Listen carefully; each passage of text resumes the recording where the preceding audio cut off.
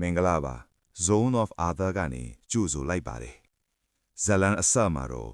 မှောင်မိုက်နေတဲ့အတိတ်တစ်ခုရဲ့အတန်နဲ့စော့ဖွင့်ထားပါတယ်ဒီမြေမှာစားစရာဘာမှမရှိတော့ဘူးကလေးတွေကတယောက်ကိုတယောက်ပြန်စားနေကြတယ်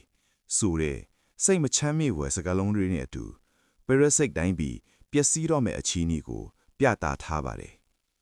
အဲ့ဒီအချိန်မှာရှင်တန်ဘူးအတွက်အကောင်းဆုံးစစ်တရော်တယောက်လိုအပ်ခဲ့တယ်လို့ဆိုပါတယ်။အဲဒီနောက်မှာတော့ကျွန်တော်တို့ရဲ့အရေးပုတ်ချုပ်ကြီး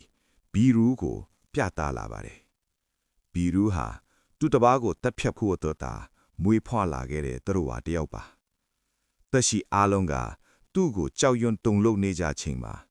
သူ့ကိုလုံးဝမကြောက်တဲ့လူသားတယောက်နဲ့ပထမဆုံးအချိန်စုံတွေ့ခဲ့ဘူးတဲ့လူသူကပြန်ပြောင်းတရိယာနေပါတယ်လက်ရှိအချိန်မှာတော့အဲ့ဒီကြောက်မက်ဖွယ်ကောင်းတဲ့ဘီယူဟာမင်းသားလဲဆူဟိုရှေ့မှာတော့ကစားပေါ်တငယ်ချင်းကြီးဖြစ်နေပါပြီ။ဆူဟိုလေးကဘီယူကိုလုံးဝမကြောက်ဖဲအပ်လို့အော်ပြီးပျော်ရွှင်စွာဆော့ကစားနေတာကိုမြင်တွေ့ရမှာပါ။ဘီယူကလည်းဘာလို့မင်းသားလေးကငါ့နောက်ကိုပဲတကောက်ကောက်လိုက်နေတာလဲလို့အန်တော်နေပေမဲ့စောင်းရင်ဦးရဲ့ဇနီးချာဟေအင်းကတော့လူထက်ကြီးရပေါ်ရစိတ်ကြီးကစကားလဲပြောနိုင်ပြန်လဲပြန်နိုင်နေတာပဲ။ဘဲကလေးကမကြိုက်ဘဲနေမှလဲလို့ပြုံးပြီးပြောခဲ့ပါတယ်။နောက်ထပ်စိတ်ဝင်စားဖို့ကောင်းတာက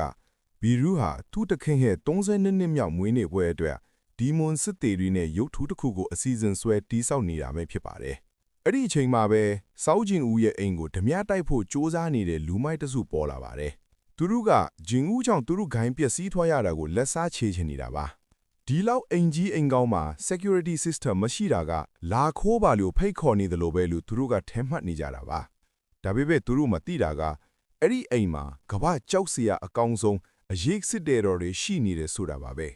ဘီရူးဟာမင်းသားလေးစုဟိုနိုင်ဝက်အိပ်ပျော်နေတာကိုမနှောက်ယှက်စေဖို့အတွက်အဲ့ဒီလူမိုက်တွေကိုလို့ဆိုပြီးငြိမ်သက်အောင်လုပ်ပြလိုက်ပါတော့တယ်ရန်နှန်းငယ်ကြားတဲ့ခါမှာတော့စုဟိုးရဲ့ကျောင်းကဆရာမကဟဲ့အင်းကိုခေါ်တွေ့ပါတော့တယ်အကြောင်းရင်းကတော့စုဟိုဆွဲထားတဲ့ပုံတွေကြောင့်ပါပဲစုဟိုကသူ့ရဲ့တငယ်ချင်းတွေအဖြစ်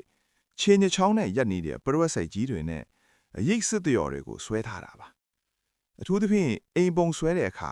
အိမ်အောက်မှာအနက်ရောင်အရေးတွေအပြည့်နဲ့ဒီထဲမှာဖေဖေကြီးနဲ့တငယ်ချင်းတွေရှိတယ်လို့ပြောခဲ့တာကြောင့်ဆရာမကစုဟိုကိုတခုခုအနိုင်ကျင့်ခံနေသလားလို့တောင်စိုးရင်ခဲ့ရပါတယ်စခန်းမှုအဖြစ်ယာရူးတိုးသွားတဲ့ဂျင်ဦးဟာဆူဟိုရဲ့အခြေအနေကိုထိရှိသွားတဲ့အခါမှာစိုးရင်စိတ်တွေဖြစ်ပေါ်လာပါတယ်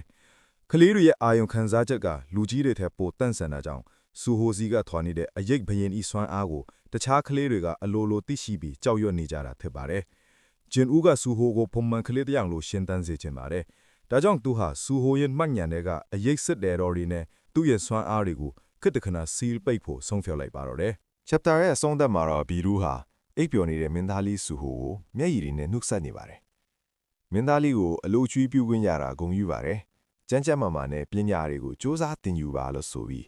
ဘီရူးနဲ့အရေးစစ်တွေဟာ